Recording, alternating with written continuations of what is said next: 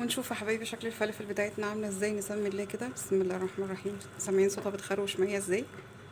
شايفين شكلها كده؟ شكلها تحفه بجد، والحشوه جميله جدا وسهله جدا. يا رب تكون سهله عليكم ان شاء الله وتجربوها. شايفين كده بالطريقه دي؟ شايفين شكلها كده على النار عامل ازاي؟ ما شاء الله شكلها حلو جدا بجد. هكملها بقى عشان ما اطولش عليكم وارجع لكم تاني. السلام عليكم ورحمة الله وبركاته، اخواتي وبناتي وحبايبي، عاملين ايه؟ النهارده ان شاء الله هنعمل مع بعض الفلافل بالفول المدشوش بطريقة سهلة جدا. هنعمل منها اكلة صحية، دي معمولة معانا اكلة صحية. لو انت بتعملي دايت او بتحبي الاكل الصحي هنعملها بالشكل ده كده. لو انت بتحبي بقى الفلافل عادية زي ما احنا بنجيبها من بره كده هتبقى بالطريقة دي. عملنا منها عجينة ما شاء الله، معانا كمية كبيرة جدا هنشيلها معانا في الفريزر. عايزه اقول لكم بتقعد معايا فتره طويله جدا وجميله جدا. شوفوا ما شاء الله نص كيلو فول طلع لي كميه قد ايه. لو انت حسبتيها انت عشان تجيبي مثلا دول مثلا ممكن تشتريهم من بره ب 15 جنيه الحبه دول كده، او تشتريهم مثلا حتى ب 10 جنيه. احنا عاملين كل الكميه دي، النص كيلو فول عمل معايا 15 جنيه. وعندهم خضره وبصلايه وفصين توم، حاجه سهله جدا. يا رب تكون سهله عليكم ان شاء الله وجربوها. ما تنسينيش لايك وشير وتفعلوا الجرس عشان توصلكوا الاشعارات. حابه بس اشكر كل الناس اللي بتدعمني ومتشكره لكم جدا بجد، وكلنا نكبر مع بعض وببعض. انا النهارده قالتها معاكم عشان في متابعه جت قالت لي ايه الكدب ده، انت فين الآلية وكده. انا يا جماعه والله انا مش مضطره اكذب، بس انا مش حابه اطول عليكم الفيديو. النهارده انا قالتها معاكم كده بالشكل ده. دي المفروض ان احنا اتفقنا معاها صحيه. هندخل بقى مع بعض في الخطوات ونشوف المكونات اللي معانا ايه، ونسمي الله ونصلي على رسولنا الكريم ونشوف هنعمل مع بعض ايه. انا عندي ده فول مدشوش، بجيبه كده بنضفه كويس جدا واغسله وانقعه من قبلها بيوم. لازم تكوني متاكده ان الفوليه بتاعتك يعني بص كده، لما تكسريها كده تتكسر معاكي، عشان لما تيجي تضربيها في الكبه ما تتعبكيش. بص كده سهله معايا ازاي. عندي هنا بصلايه، حزمه بقدونس وكزبره وشبت مع بعض. عندي حوالي 5 6 فصوص توم. فلفل حراق لو بتحبيه. بس هي دي كل المكونات اللي معايا. هنضرب دول مع بعض في الكبه ونرجع نشوف هنحط عليها ايه تاني. النهارده هنعملها مع بعض بطريقه مختلفه. احنا عملناها مع بعض قبل كده بحمص الشام. المره دي هنعمل بالفول المدشوش، وكمان هنغير شويه في الطريقه بتاعتنا ونشوف نحفظها مع بعض في الفريزر ازاي، ونقلي واحدتين مع بعض نشوف شكلها. انا هقسم كده المكونات اللي معايا على مرحلتين عشان الكبه بتاعتي تاخد. هبتدي اضرب بقى النص الاولاني في الكبه كده، وطبعا جنبي كوبايه ميه عشان نشوف هنزود ميه قد ايه، وهقول لكم برضه هنزود قد ايه. زي ما اتفقت معاكم ده انا عندي نص كيلو فول مدشوش. بص كده حبايبي، عايزه اوريكم شكلها برضه. بص انا ضربت شويه كده من غير ميه الاول، وبعد كده نبتدي بقى نضيف الميه بتاعتنا. بسم الله الرحمن الرحيم. طبعا زي ما اتفقنا في اي حاجه ما نبالغش في الميه، نحط الحاجه شويه بشويه كده ونشوف شكلها.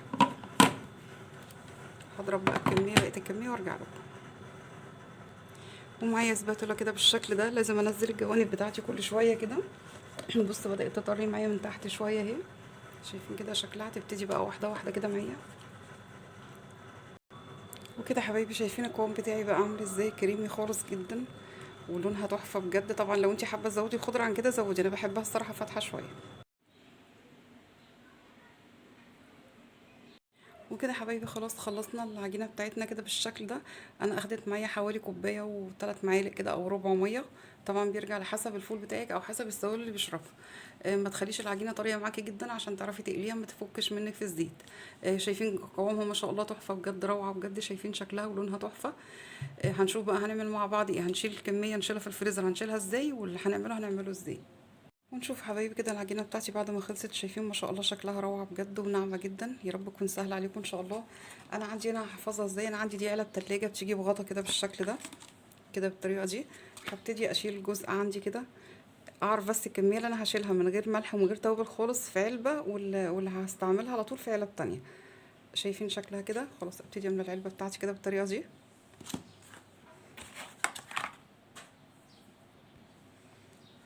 نعبيها كده بالشكل ده. شايفين هي ما شاء الله مش محتاجه اي حاجه، جميله جدا بجد. انا مش ضايفه عليها توابل ولا ملح ولا اي حاجه. دي هطلعها اعملها ساعتها، يعني هضيف الحاجات بتاعتي في ساعتها. هكمل بقى بقيه الكميه وارجع لكم. كده حبايبي انا عبيت العلب بتاعتي اللي هشيلها لفتره طويله. انا عندي هنا سمسم متحمص وشمر برضو متحمص وكزبره. كزبره ناشفه ناعمه. ما تكونش بس ناعمه قوي عشان تدي طعم حلو معايا. انا هقلب كل بقى ده كله على بعضه بالشكل ده. عايزه اقول لكم بتبقى تحفه جدا بالتتبيله دي، بتخلي طعمها حلو قوي. لو انت حابه تزودي سمسم شويه زودي، مفيش اي مشكله. انا هزود كمان شويه سمسم كده بالطريقه دي كده بالشكل ده. وابتدي اخد من الخلطه بتاعتي الجميله دي، نضيف شويه كده على وش العجينه بتاعتي. العجينه دي زي ما اتفقنا دي هتتركن معايا فتره طويله في الفريزر. تمام كده. بس هشوف بقيه الكميه بقى هنعمل فيها ايه ونرجع نشوف شكلها ونشوف باقي الكميه هنعمل فيها ايه. انا عندي دي نص معلقه صغيره بيكنج باودر على كربونات وكده بالشكل ده، نص معلقه صغيره خالص. هنضيف عليها طبعا الملح بتاعنا، نشوف كميه الملح اللي احنا بنحبها نحطها، منبالغش برضو في الملح عشان متبقاش حادقه معايا.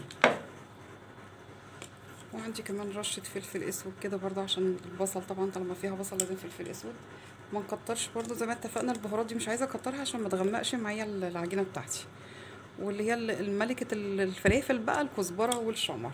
هنا رشه كزبره وهنا رشه شمر. ندمج بقى كل المكونات على بعضها ونبدا نقلب كل المكونات بتاعتي كده بالشكل ده. عايزه اقول لكم ريحتها تحفه تحفه بجد. شايفين ما شاء الله العجينه بتاعتي هشه جدا، ما شاء الله ما شاء الله بجد جميله جدا بجد. انا على فكره من محب الفلافل يعني. يا رب تكون سهله عليكم ان شاء الله، وجربوها. ما تنسونيش لايك وشير وتفعلوا الجرس عشان يوصلكوا كل الاشعارات ان شاء الله. شايفين كده شكلها عامل ازاي؟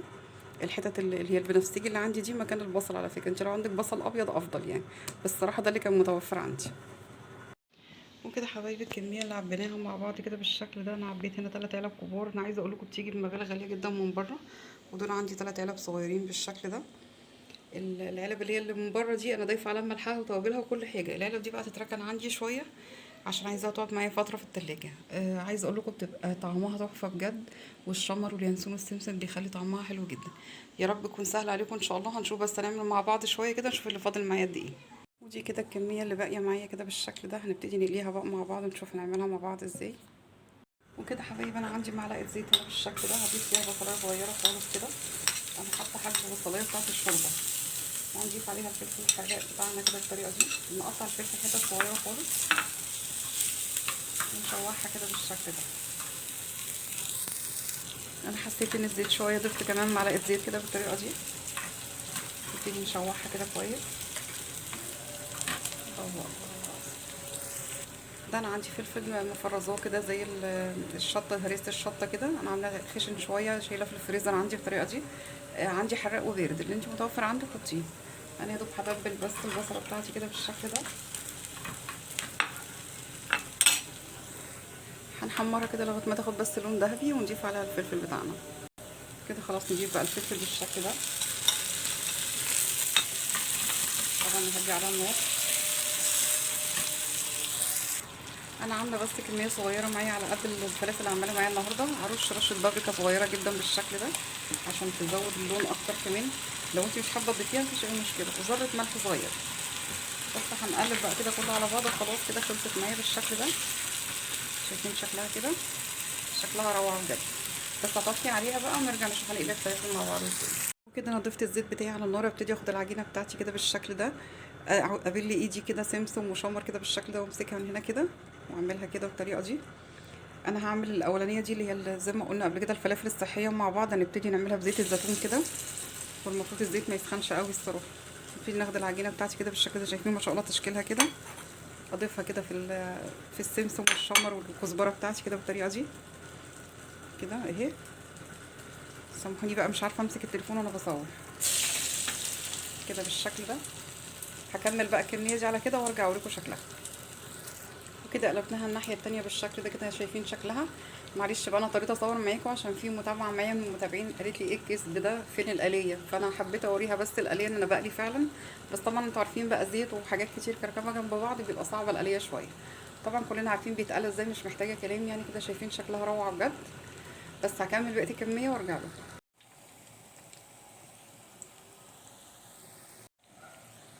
شايفين شكلها كده على النار عامل ازاي؟ ما شاء الله شكلها حلو جدا بجد.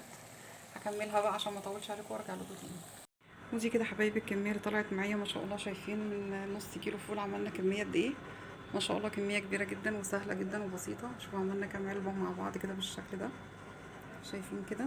يا رب تكون سهله عليكم ان شاء الله. تجربوها. ما تنسونيش لايك وشير وتفعلوا الجرس عشان يوصلكوا كل الاشعارات ان شاء الله. السلام عليكم.